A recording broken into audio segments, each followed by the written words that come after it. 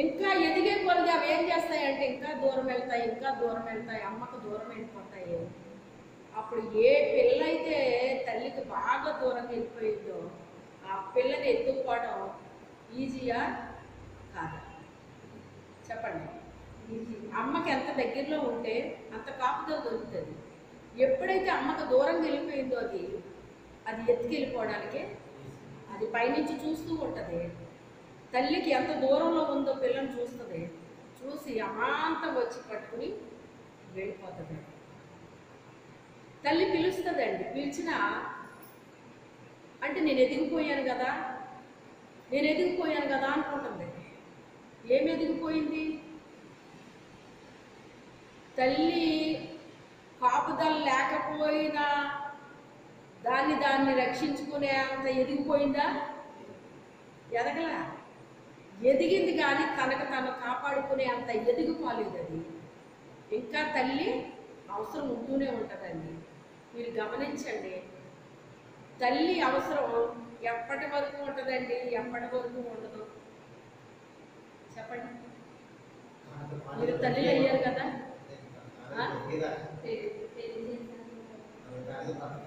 ఎప్పటికీ తల్లి అవసరం ఉంటుందండి పిల్లలకి. పెళ్ళి అయిపోయాకే కాదు, బిడ్డల తల్లి అయినా, కోడలు వచ్చినా, అల్లుళ్ళు వచ్చినా తల్లి ఉపదేశం తల్లిదే. ఆమె ఎంత పెద్దదైపోయినా, ఆ పిల్లోడు ఎంత పెద్దోడైపోయినా తల్లి చేసే ఉపదేశము తల్లిది. ఎంత చదువుకున్న పిల్లలైనా చదువు రాని తల్లి అనుభవంతో చెప్తుందండి మాట. అవునా కాదా? ఏమండి, పూర్వీకులు వంట చేయలేదు వాళ్ళు చెప్పండి? ఇప్పుడు వాళ్ళు ఎక్కడ చూసి చేస్తున్నారు కదా? ఇన్ని డిగ్రీల దగ్గర గుడ్డు ఉడకబెట్టండి, ఇంత హీట్లో ఇదో ఉడుకుతుంది, 5 minutes చాలు దీనికి, ఇవన్నీ చెప్తున్నారండి ఇప్పుడు వాళ్ళు. వీళ్ళు అక్కడ టైం పెట్టుకుని ఆ టైం చూసుకుని ఇక్కడ వీళ్ళు మొదలెడతా ఉంటారు. అది సక్సెస్ అవుతుందండి? అది చెప్పినట్టే చేశాను నేను, ఎందుకు పోయింది ఇది? మరి అమ్మ ఎలా చేసింది? అమ్మ యూట్యూబ్లో చూసిందా?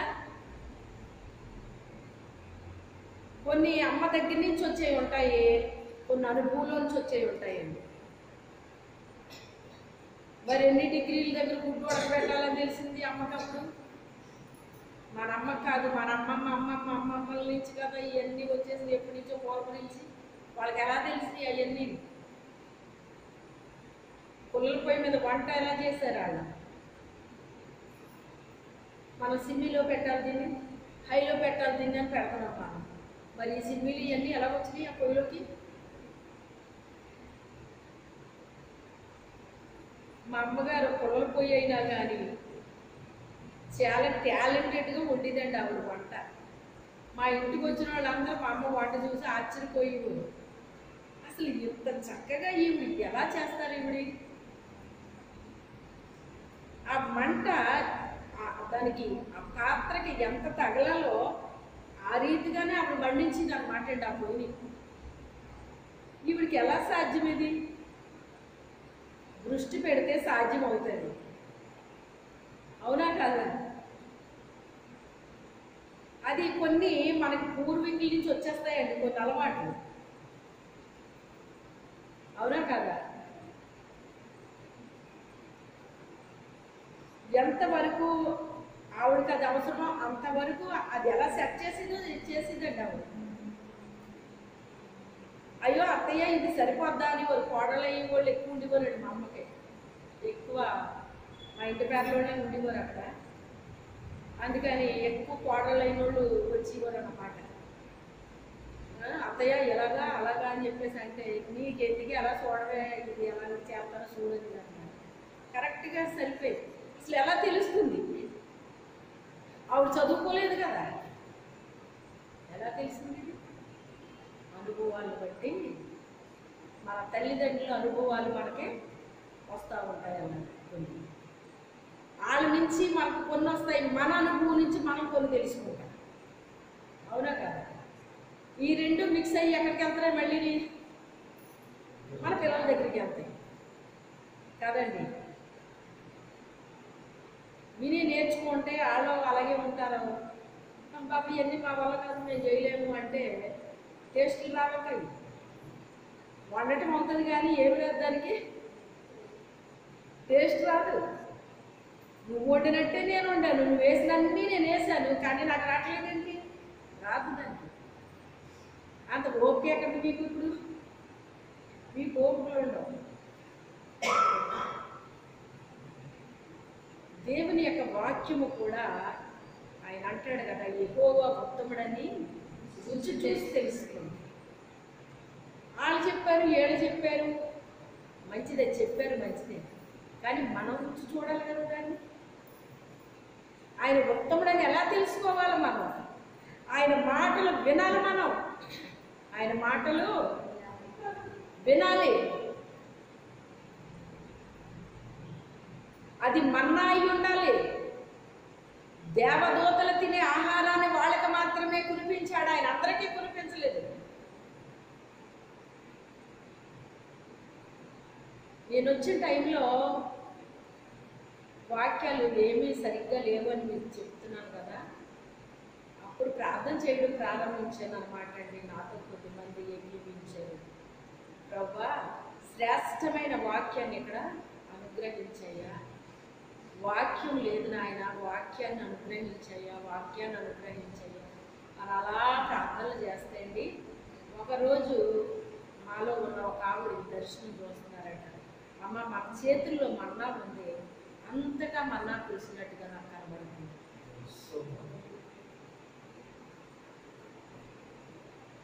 అంటే ప్రార్థన చేయాలి దాని కొరకు. మనం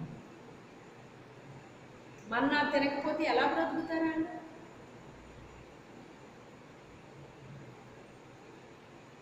తప్పిపోయిన కుమారుడు ఒకని చెంత చేరాడు.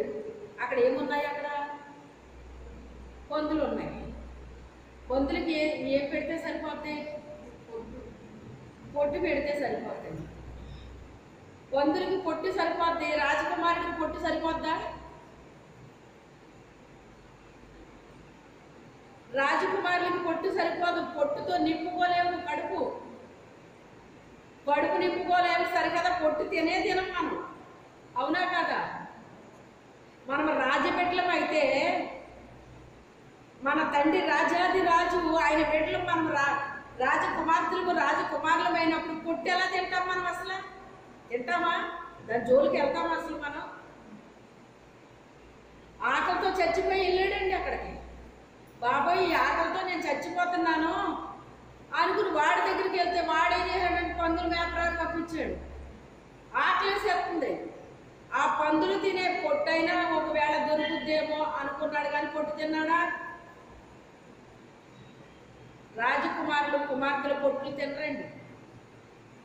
పొట్టేదో తెలిసిపోద్ది, గట్టి గింజేదో తెలిసిపోద్ది. తింటుందో తెలీదా? తెలిసిపోద్ది మనకి. ఇదేంటి, ఇది ఏదో తేడాగా ఉందేంటి? ఇది భోజనము కాదు, ఇది భోజనము కాదు, తెలిసిపోద్ది. పొట్టు పందులకు సరిపోద్ది తప్ప రాజకుమార్తెలకి రాజకుమారులకి పొట్టు అసలు సూట్ అవ్వదు. ఆ పొట్టు తినకుండా ఆ పొట్టు తినాల్సిన స్థితి వచ్చేటప్పటికి ఎవరు గుర్తొచ్చారు? నా తండ్రి దగ్గర శ్రేష్టమైన భోజనం ఉంది. తండ్రి దగ్గర ఏముంది? శ్రేష్టమైన భోజనం ఉంది. నా తండ్రితో పాటు కూర్చొని శ్రేష్టమైన భోజనాన్ని తినేవాడిని. ఈ కర్మ పట్టిందేంటి నాకు? వేశ్యలతో సాంగత్యము చేస్తేనంటండి రొట్టె దొరక మాత్రమే మిగులుతుందటండి. మరో చోట రాస్తాడో, వేశ్యలతో సాంగత్యం చేస్తేనంట ఆయన ఆస్తి అంతా పాడు చేసేస్తాడటండి. ఆయన ఆస్తి ఇస్తాడట మనకి, తన పెట్టలేం కదా, ఆయన ఆస్తి ఇస్తాడు. ఆ ఆస్తి అంతా పాడు చేసేస్తాడటండి. ఇప్పుడు ఆయన ఆస్తి పట్టుకెళ్ళి పాడు చేశాడా లేదా? ఆయన ఆస్తి ఇచ్చాడా లేదా? ఇచ్చాడు. అది పట్టుకుని ఎక్కడికి వెళ్ళాడు? వేశ్యలతో తినివేసిన వాడొస్తే నువ్వు విందు చేస్తావా అని అడుగుతున్నాడు పెద్ద కొడుకు. ఎవరితో తినేశాడంట? ఎప్పుడైతే నీ దగ్గర అన్నీ ఉన్నాయో వేశ్యలు నిన్ను కోరుకుంటారంటే, వేశ్యలు అంటే వాళ్ళెవరో అని కాదు, వేషధారులు ఉంటారండి కొంతమంది. వాళ్ళు ఏం చేస్తారంటే మన దగ్గర ఉన్నదాన్ని వాళ్ళు మొత్తం లాగేస్తారన్నమాట. చివరికి మన పరిస్థితి ఏమైపోద్ది? తినడానికి తిండి లేకుండా అయిపోయినట్టు అయిపోద్ది అనమాట. మన దగ్గర ఉన్నాయన్నీ కోల్పోతాం. రక్షణ వస్త్రం పోగొట్టేసుకున్నాడు, దేవుడిచ్చిన అధికారం అనే ఉంగరాన్ని పోగొట్టుకున్నాడు, సమాధాన సువార్తని జోడును పోగొట్టుకున్నాడు. మొత్తం అన్నీ ఊడ్చుకుని వెళ్ళిపోయాయండి. అన్నీ పోయిన తర్వాత ఎవ్వరూ కూడా తన్నే పట్టించుకోలేదు. అర్థమైందా? మన దగ్గర ఉన్నాయి, ఏమున్నాయో ఏమీ లేదు ఎవరికి తెలుసు?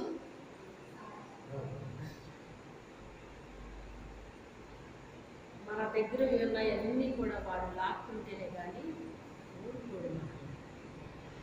వీడు ఎందుకు రాజబిడ్డల్లాగా బతకాలా అని చెప్పేసి మన దగ్గర ఉన్నాయన్నీ లాక్కుని ఊరికి వాడు విడిచిపెట్టడండి. మాతో కలిసి నువ్వు వ్యాపారం చేస్తే బోళ్ళు లాభం వస్తుంది అని ఎరవేశాడు. ఎరవేసేటప్పటికి చేపకి ఎరవేస్తే ఏమవుతుంది?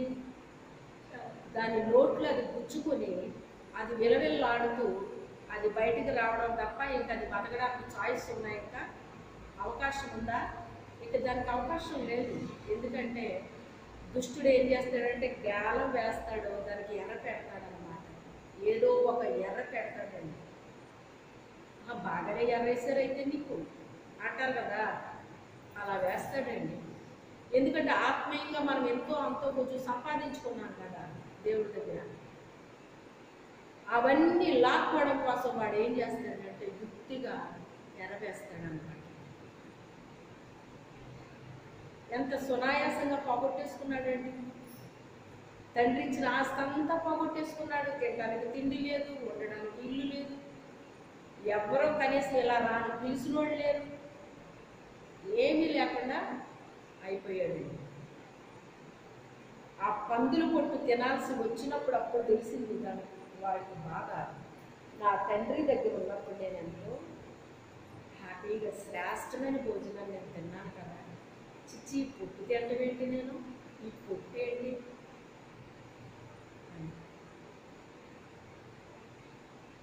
అప్పుడు బాధ కలిగిందండి లోపల. నా తండ్రి ఇంటిలో ఎంత శ్రేష్టమైన భోజనాన్ని నేను తిన్నాను అని ఆ భోజనాన్ని జ్ఞాపకం చేసుకున్నాను. దేవునితో మనకు ఉండేటువంటి ఆ సన్నిహిత సంబంధం ఉన్నదే అది చాలా అద్భుతమైంది. తండ్రితో ఎప్పుడైతే మనం సహవాసం చేస్తున్నామో పరలోక విషయాలు మనకు చెప్తూ ఉంటాడండి ఆయన. భూమి మీద మనం ఉన్నప్పుడు భూమిలో ఏం జరగబోతుందో చెప్తాడు, జరగబోయే విషయాలు మనకు తెలియపరుస్తూ ఉంటాడు. కొన్ని మనకు తెలియవు, ఇది ఇలా జరగబోతుంది ఇలా జరగబోతుందని కొన్ని మనకు తెలియపరిచేస్తూ ఉంటాడండి పరిశుద్ధాత్మ దేవుడు మనకు.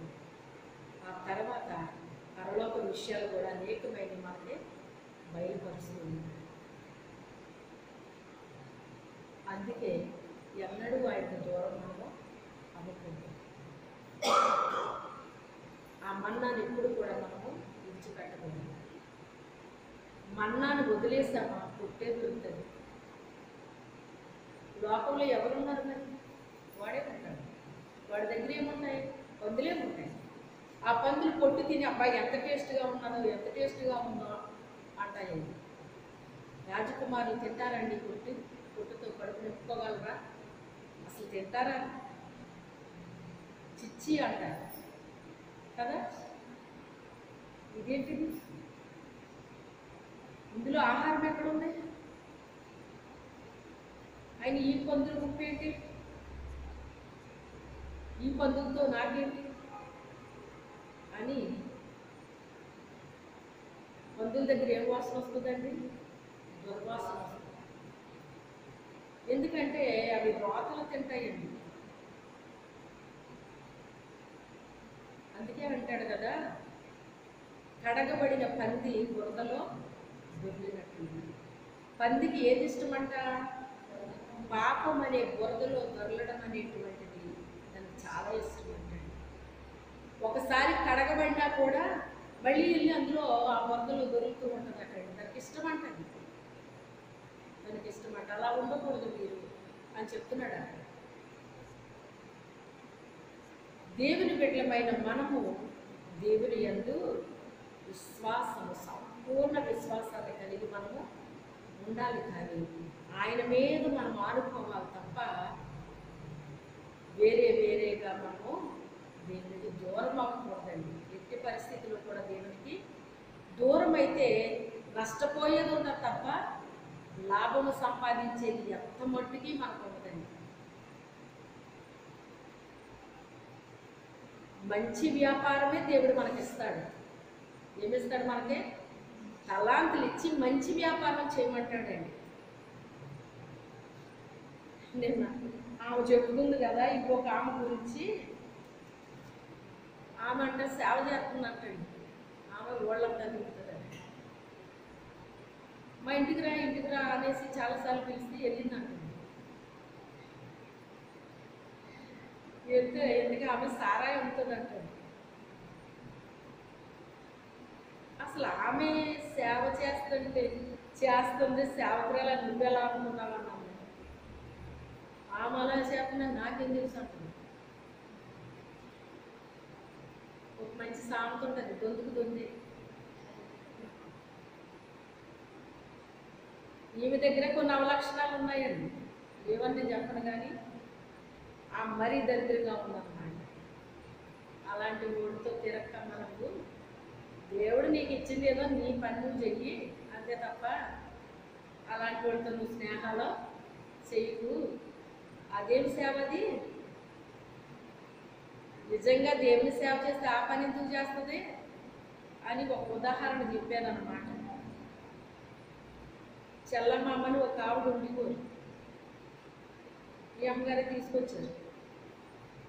ఆవిడ గురించి వీళ్ళ అమ్మగారు నాకు కంప్లైంట్ ఇచ్చారు. ఈ మా అమ్మ ఏం చేస్తున్నా మీకు తెలుసా? ఏం చేస్తున్నా మా అమ్మ అంటే మాట్లాడండి. ఏంటండి అంటే ఆమెనే అడగండి చెప్తారు అని గుండె అంటున్నాడు. ఈవిడేమో చెప్పట్లేదు, ఆవిడ చెప్పట్లేదు. మరి ఇద్దరు చెప్పాలి, నాకెలా తెలుస్తుంది? కొన్ని ఎవరో ఒకరు చెప్పండి అంటే చివరికి తేలింది ఏంటంటే ఆమె సారా చెప్పుకుంటాను. అవునా మా అమ్మ? అలాంటి పని చేయకూడదు, దేవునికి అస్సలు ఇష్టం ఉండదు అది. మరి ఏదో పని చేయకపోతే ఎలాగ పొద్దుతామమ్మా, మరి ఏదో చేసుకోవాలి కదా అన్నాను. అంటే అప్పుడు నేను అన్నాను, మంచి వ్యాపారాలు చాలా ఉన్నాయి, దుర్వ్యాపారమే చేయక్కర్లేదు. నువ్వు మంచి వ్యాపారం చేసుకో, దేవుడు ఇష్టపడతాడు అంతే తప్ప దుర్వ్యాపారం చేయకు. ఎందుకంటే సారాయి అమ్మవాడుకో, ఆ తాగేవాడు ఏం చేస్తాడంటే ఇంట్లో వస్తువులన్నీ అన్నట్టు ఆ భార్య బిడ్డలు అనుభవించాల్సిందంతా కూడా తెచ్చి నీ దగ్గర పెడతాడు, నీ దగ్గర కొనుక్కుంటాడు. అంటే నీ వల్ల ఏమవుతుంది? ఆ కుటుంబానికి నష్టం కలుగుతుంది. తన భార్య బిడ్డలు ఏడుస్తున్నారు, వాళ్ళు తినాల్సింది వీడు తాగేస్తాడు. అందుకని నువ్వు అలా చేయకూడదు, అది తప్పది. నువ్వు మంచి వ్యాపారం చేసుకొని మరి ఏం చేయమంటావమ్మా? ఏం చేస్తావు? ఏ కూరగాయలు అమ్ముకో, లేకపోతే ఏ ఆకుకూరలు అమ్ముకో, ఇలాంటి ఏదైనా నువ్వు చేసుకో, అది మంచి వ్యాపారం అంటేని. అంతే తప్ప అది దుర్వ్యాపారం, అది దేవుడికి అస్సలు ఇష్టం ఉండదు. ఇంకెప్పుడు నువ్వు అలా చేయకు మా అమ్మ అన్నాను. ఇంతే చెప్పానండి నేను. ఆ రోజు నుంచి మానేసిందంట. ఆ విషయం చెప్పాను అన్నమాట. చెప్పి మరలా ఇంకొకసారి ఆ మా అమ్మ అందరికంటే ఫస్ట్ వచ్చేసిందండి. ఎవ్వరూ రాలేదు ఆ రోజు. కానీ చూస్తుంటే ఈ అమ్మాయి ఇంకా ఎవరు రాలేదా, వచ్చారేమో అనుకున్నాను నేను. రాలేదు మా అమ్మ. కాసేపు చూసి మనం ప్రారంభించేద్దాం, వాళ్ళు వస్తారులే, మనం ప్రారంభిద్దాం వాళ్ళు. అలాగేనమ్మా. అప్పుడు నేను సరే ఫస్ట్ నేను ప్రార్థన చేస్తాను, తర్వాత నువ్వు ప్రార్థన చెయ్యి, అంతలో వాళ్ళు వస్తారు అని చెప్పేసి అంటే అలాగేనమ్మా.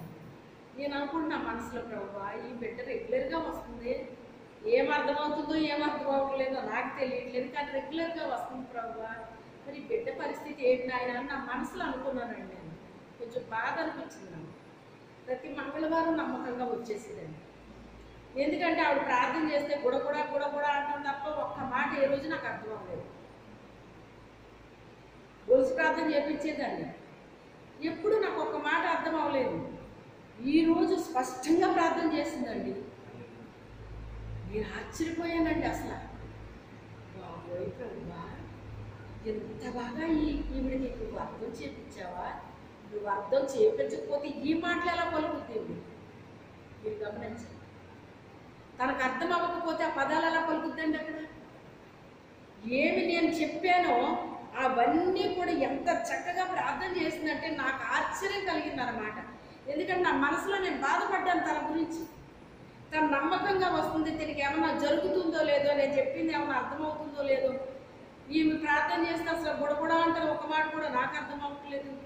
ఏమన్నా జరుగుతుందా లేదా ప్రభా ఈ బిడ్డకంటే? అంత చక్కగా చేస్తే నాకు ఎంత ఆశ్చర్యం అనిపించిందంటే అండి, అంత ఆశ్చర్యం అనిపించిందండి. ప్రభా నీకు స్తోత్రాలు అండి, ఈ బిడ్డకి నువ్వు అర్థం చేపించినందుకు నీకు స్తోత్రాలు. ఆయన ఎంత అర్థమైందా ఈ బిడ్డకి అని నేను దేవుడికి చాలా వందనాలు చెప్పాను. ఆ తర్వాత ఆమె అన్నాక, మా అమ్మ నువ్వు ఆ పని చేస్తున్నావా అన్నాను. మీరు చెప్పారు కదమ్మా అది తప్పు, అలాంటి పని చేయకూడదు అని చెప్పారు కదమ్మా, మానేసాను ఇక నేను ఇక అమ్మట్లేదమ్మా నేను. అవునా అన్నాను. అవునమ్మా ఇంక నేను అమ్మట్లే, మీరు చెప్పారు కదా. నిజమే నేను చెప్పాను, కానీ బుద్ధిమంతుడి కంట ఒక్క మాట లోతుగా నాటుకుంటుందంట. బుద్ధిహీనుడికి 100 దెబ్బలు కొట్టినా కూడా వాడికి అసలు నాటుకోదటండి. ఇప్పుడు ఈ మామని ఏమనుకోవాలి? నేను బుద్ధి కలిగింది అనుకోవాలా, బుద్ధి లేని అనుకోవాలా? ఆవిడ వృద్ధాప్య దశలో ఉందండి. ఆవిడ ఆ వృద్ధాప్య దశలో ఉన్న ఆమె నా దగ్గరికి పంపించాడని నాకు అనిపించింది అనమాట. చివరి దశల్లో వస్తూ ఉంటారండి కొంతమంది వృద్ధులు అయిపోయాక, వాళ్ళని సిద్ధపరచమ్మా అని మరి పంపుతాడో ఏటో నాకు తెలియదు అనమాట. నాకు చాలా సంతోషం అనిపించింది అనమాట అండి ఆవిడ విషయం. ఆ విషయం చెప్పాను అనమాట. ఒక్కసారి చెప్తే వింటారమ్మా, బుద్ధి కలిగిన ఆవిడ కనుకే కదా, ఒక్కసారి చెప్తే మానేసానని చెప్పింది. అలాగా మనం చెప్తాము, చెప్పినప్పుడు వాళ్ళు వినాలి. ఎన్నిసార్లు చెప్పామన్నది కాదు, ఒక్కసారి చెప్తేనే బుద్ధి కలిగిన వాళ్ళు వింటారు, మళ్ళీ ఎన్నటికా పని చెయ్యరు అని చెప్పింది.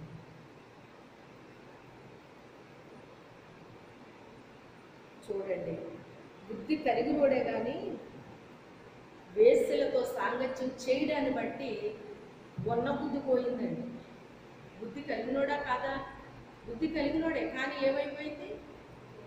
బుద్ధిలో హీన దశలోకి వెళ్ళిపోయాడండి. హీన దశ. ఆ పందులతో దెబ్బలు తిన్నాకంట ఈ పందిటి కొట్టి అంటండి. అప్పుడు వాడికి గుర్తొచ్చి తండ్రి దగ్గరికి వస్తే తండ్రి క్షమించాడు కానీ ఆస్తి ఇవ్వలేదు. ఒకరోజు నేను అది చదువుతున్నప్పుడు పరిశుద్ధాత్మ దేవుడు నాకు అర్థం చేపించాడండి. అది ఇంకా మీకు కొంచెం చెప్పాలి అంటే టైం అయిపోతుందని నేను స్పీడ్ చేసేస్తున్నాను. అక్కడ పందులతో పొట్టి తిన్నట్టుగా లేదు, కానీ ఎవరూ తనకేమీ ఇవ్వలేదని రాయబడిందండి అక్కడ. అంటే వాళ్ళు ఏదో ఇస్తారని అక్కడికి వెళ్ళాడు అనమాట అండి. ఇస్తారని వెళ్తే వాళ్ళు ఏమీ ఇవ్వలేదటండి. ఎవడో వానికి ఏమీ ఇవ్వలేదని రాయబడింది అక్కడ. అప్పుడు తండ్రి గుర్తొచ్చి తండ్రి దగ్గరికి తిరిగి వచ్చేసాడటండి. కానీ తండ్రి గొప్ప విందైతే చేశాడు. చనిపోయిన నా కుమారుడు బ్రతికాడు, తప్పిపోయి తిరిగి వచ్చాడు. మరలా వీడికి ప్రశస్త వస్త్రం త్వరగా తెచ్చి వీడికి కట్టబెట్టండి, చేతికి ఉంగరాన్ని పెట్టండి, పాదాలకు చెప్పులు తొడగండి అని. అంటే పోగొట్టుకున్న రక్షణ వస్త్రం ఇచ్చాడు దేవుడు, పోగొట్టుకున్న అధికారాన్ని ఇచ్చాడు, సమాధాన సువార్త అనే జోడిని ఇచ్చాడు. ఆస్తి మాత్రం ఇవ్వలేదు. ఎందుకని? ఆస్తి అతను ఏం చేశాడు? పాడు చేసేసాడు. వేశ్యలతో ఆ వేసులు ఎందుకు చేరాడు ఇంతకీ తన దగ్గరికి? తన తండ్రి యొక్క ఆస్తి ఉన్నది కనుక చేరారండి. అతని దగ్గర ఏమీ లేకపోతే ఎవరో చేరారు అతని దగ్గరికి. అతని దగ్గర ఉన్నది కనుక చేరారండి. ఆ విషయం అతనికి అర్థం అవ్వలేదు. ఇప్పుడు చెప్పేవాళ్ళ మాటలు ఎలా ఉంటాయండి?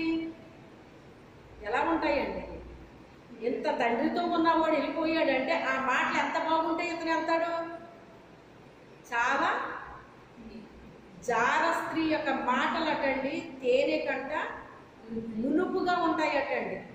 అంత తీయగా లేకపోతే అసలు తండ్రినే విడిచిపెట్టి ఎందుకు వెళ్తాడు? వెళ్ళడు కదా. తండ్రి ఇచ్చిన ఆస్తిని ఎందుకు పాడు చేసుకుంటాడు? పాడు చేసుకోడు కదా. వాళ్ళు ఏం చెప్పారంటే, మాతో రా, నీకు మనం గొప్ప వ్యాపారం చేసి గొప్ప లాభాన్ని మనము సంపాదించేద్దాం అని చెప్పినప్పుడు అతను ఆ మాటలు నమ్మేశాడు అన్నమాట అండి. దుష్టుడు మాటలు ఎప్పుడు కూడా మనకు ఎలా ఉంటాయి? చాలా నమ్మకంగా అనిపిస్తాయి అన్నమాట అండి. నమ్మకంగా అనిపిస్తాయి. నమ్మి వెళ్ళినందుకు దేవుడిచ్చింది మొత్తం అంతా కూడా పోగొట్టుకున్నాడు. మన తండ్రి మనకి ఆస్తి ఇస్తాడు. మన తండ్రి మనకి ఆస్తి ఇస్తాడు. దాన్ని ఎన్నడూ కూడా మనము పోగొట్టుకోకూడదు. సంపాదించడం ఎంత కష్టమో పోగొట్టుకోవటం అంత ఈజీ. మరలా తిరిగి అతను సంపాదించుకోగలిగాడా? సంపాదించుకోలేకపోయింది. తండ్రి ప్రేమించాడా లేదా కొడుకుని? ప్రేమించాడు. అతను ఇంకా స్నానం కూడా చేయలేదు, మెడ మీద పడి ముద్దు పెట్టేసుకున్నాడు. అంటే అతను ప్రేమను వ్యక్తపరిచాడు దేవుడు. పాపిని ప్రేమిస్తాడు, పాపాన్ని ప్రేమించడు ఆయన. ఒకనాటికి నా దగ్గరికి తిరిగి వస్తావని నాకు తెలుసు. ఒకనాటికి నా దగ్గరికి తిరిగి వస్తావని నాకు తెలుసు. ఎందుకంటే వాళ్ళు నీ దగ్గర ఉన్న ఆస్తిని పోగొట్టడం కోసం నీ స్నేహానికి వచ్చారు, కానీ లేకపోతే వాళ్ళ దగ్గరికి రారయ్యా. ఒక దినం నువ్వు తెలుసుకుని నువ్వు నా దగ్గరికి తిరిగి వస్తావని నాకు తెలుసు అని తండ్రి ఆయన ఎదురు చూస్తూనే ఉన్నాడంట. ఆయన రానే వచ్చాడు. వచ్చిన అతను పొమ్మలేదు, కానీ అతను పశ్చాత్తాపడ్డాడు. లోతైన పశ్చాత్తాపం వచ్చినప్పుడు ఇంకెన్నటికీ వాళ్ళు ఏం చేయరండి? ఇంకా మళ్ళీ ఇంకా ఎవరెన్ని చెప్పినా ఇంకా నమ్మరండి. ఇంకా దుష్టుడు ఎన్ని చెప్పినా ఇంకా నీకు వినరండి. ఇంకా ఆల్రెడీ ఏమైపోయారు? మోసపోయారు, నష్టపోయారు. అయితే దేవుడు మనకి ఇచ్చిందని మనం ఏం చేయాలి? చాలా జాగ్రత్తగా కాపాడుకోవాలి. మనకిచ్చింది ఎంత విలువైందో మనకి తెలియకపోవచ్చు, కానీ దుష్టుడికి చాలా బాగా తెలుసు. మన ఎన్ని కొల్లగొట్టడానికి మనకి ఎలాగ ఆకర్షణ చూపించాలో, ఏ రీతిగా మనల్ని చెయ్యాలో వాడికి బాగా తెలిసింది. అయితే దేవుడు మనకి తోడుగా ఉండాలి. ఆయన రెక్కల క్రింద మాత్రమే మనకి భద్రత ఉంది. ఆయన సన్నిధిలో సుఖశాంతులు ఉన్నాయటండి. ఆయన చేతిలో ధనఘనతలు ఉన్నాయటండి. ఆయన దగ్గరే మనకి నెమ్మది ఉందండి. నీ బలిపీఠం క్రింద పిచ్చుకలకు ఆశ్రయం కలదు. అంటే చిన్ని పిచ్చుక, అదెంత, దాని ప్రాణం ఎంతండి. అలాంటి పిచ్చుకి కూడా ఎక్కడ ఉందంటే ఆశ్రయము? నీ బలిపీఠం క్రింద దానికి ఆశ్రయం ఇచ్చావు అంటున్నాడు అన్నమాట. అందుకే దేవుని యొక్క రెక్కల క్రింద మనకి ఆశ్రయం ఉందండి. ఆయన రెక్కల కిందే కాదు, ఆయన రెక్కల మీద కూడా కూర్చోబెట్టుకుంటాడు మనల్ని. మరి ఆయన మీద ఆడుకోవడం అంటే ఏంటి? చిన్నపిల్లల్ని తండ్రి ఎక్కడ పట్టుకుంటాడు? వీపు మీద వేసుకుని ఇలా మోస్తారు. రైటే, వీపు మీద వేసుకుని ఆ పిల్లోడు పీకను పట్టేసుకుంటాడండి. ఇలాగా రెండు కాళ్ళు ఇలా పెడతాడన్నమాట. ఎక్కడ మోస్తున్నాడు తండ్రి? వీపు మీద మోస్తున్నాడు. పడేస్తాడా? అసలు మా నాన్న పడేస్తాడని వాడికి ఏమైనా భయం ఉంటుందా? ఉండదు. అలా పైకి ఎగరేస్తారన్నమాట అండి కొంతమందిని. అమ్మో నేను పడిపోతానేమో అని భయం ఉంటుందా పిల్లలకి? ఎందుకంటే నాన్న పడేయదు, భయం ఉంటుందండి. భూ సంబంధించిన తండ్రి బిడ్డను పడేయకపోతే మన పరలోకపు తండ్రి మనల్ని ఎలా పడేస్తాడండి? అందుకే ఆయన రెక్కల మీద మనల్ని ఏం చేస్తాడట? మోస్తాడటండి. మనకి అనేక సార్లు మనలో నుంచి శాంతి పోయే అవకాశాలు వచ్చినా పోకుండా కాపాడుతూ ఉంటాడండి. ఎందుకని? ఆయన మీద మనం ఆనుకున్నాం, ఆయన యందు మనము విశ్వాసం ఉంచాం, సంపూర్ణమైన విశ్వాసాన్ని ఉంచామండి. అందుకే ఎన్నడూ కూడా ఆయన మనల్ని విడిచిపెట్టే దేవుడు కాదు. నిన్ను విడువను ఎడబాయను అని మనకి వాగ్దానం ఇచ్చిన దేవుడు, నమ్మదగిన దేవుడు. ఎన్నటికీ ఆయన మనం విడిచిపెట్టకూడదు. అటువంటి కృప దేవుడు మనకు అనుగ్రహించిన కానీ ప్రార్థన చేసుకుంటాం. మాకు నుంచి